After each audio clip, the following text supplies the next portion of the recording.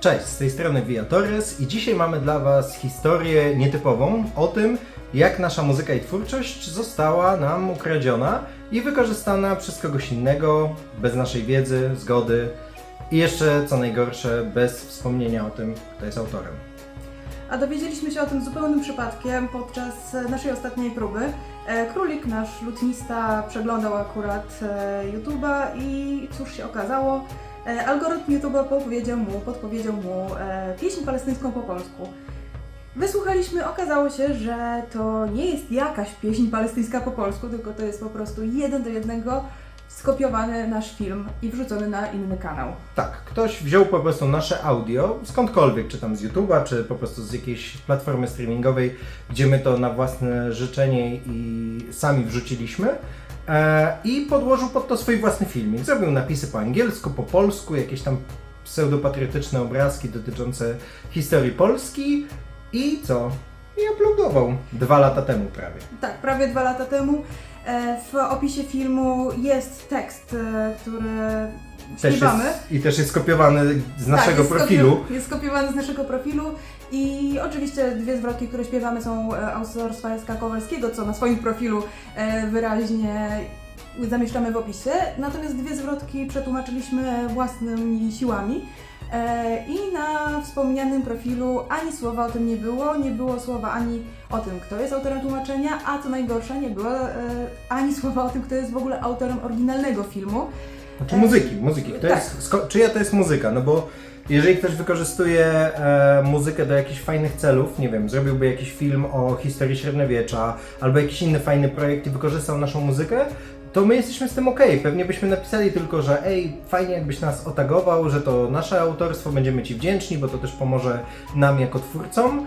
Tym bardziej, że takie sytuacje się zdarzały. Do nas się odzywają co jakiś czas osoby, które czy mają właśnie jakiś projekt, do którego chcieliby wykorzystać naszą muzykę, czy wykorzystać w jakimkolwiek innym celu. Odzywają się i naprawdę bez problemu jesteśmy się w stanie dogadać.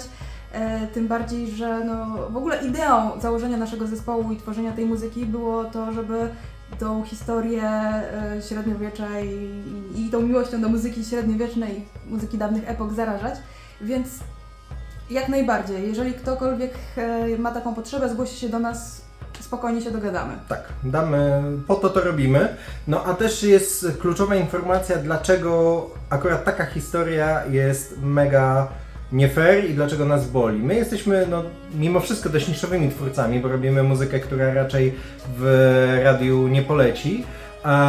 No i nasza oryginalna Palestynka, czyli ta, z której zostało skopiowane te audio, jest naszym najpopularniejszym filmem na YouTubie. Ma ponad 70 000 wyświetleń, nieco ponad 80 komentarzy, tam chyba kilkaset lajków, 200? Coś takiego? Lajków ma prawie 1000. Nasza? Nasza. Nasza, no to 1000, okej, dobra. Ale nasz kanał ma nawet poniżej 1000 subskrypcji, co też oznacza, że my nie mamy na przykład monetyzacji. Jak słuchacie naszej muzyki na YouTube, to robicie to dla Was i my to też udostępniliśmy po prostu dla ludzi, bo uważamy, że to jest fajne. Za Spotify'u czy innych platformach streamingowych to działa zupełnie inaczej. Jedno tylko dodam, że nie mamy monetyzacji, ale też nie mamy możliwości dołączenia do takiego narzędzia YouTube'a, Content IT, które właśnie skanuje YouTube w poszukiwaniu takich ukradzionych treści, więc stąd właśnie dopiero po 2 latach dowiedzieliśmy się o tym zdarzeniu. No a filmik ten, który został nam ukradziony i który znaleźliśmy, ma prawie 200 000 obejrzeń, 3500 lajków i ponad 300 komentarzy. Gdyby nawet ułamek tych ludzi, którzy to obejrzeli tam, zobaczyli czyjego to jest autorstwa i trafili na nasz kanał, to by nam mega pomogło jako twórcom. Być może właśnie na przykład już byśmy mieli włączone te opcje, które pomagałyby nam śledzić wykorzystanie naszej twórczości. I to nie po to, żeby po prostu kogoś za to ścigać, tylko po prostu, żeby wiedzieć, co się z naszą muzyką dzieje, bo słuchajcie, dla nas jako twórców to, że nasza muzyka jest popularna i ludzie chcą z niej korzystać, jest super. Tylko niech nam dadzą znać albo powiedzą po prostu, kto ją stworzył, tak jak my to robimy na przykład w czasie każdego koncertu, jeżeli słyszeliście nas na żywo, to mówimy, kto jest autorem tekstu, jakie to jest tłumaczenie, więc jak możemy, to dbamy nawet w takim prostym aspekcie o to, żeby być fair wobec ludzi, którzy włożyli jakąś pracę, tak? I to nawet jeżeli to są dawno nieżyjący poeci, jak i współcześni twórcy.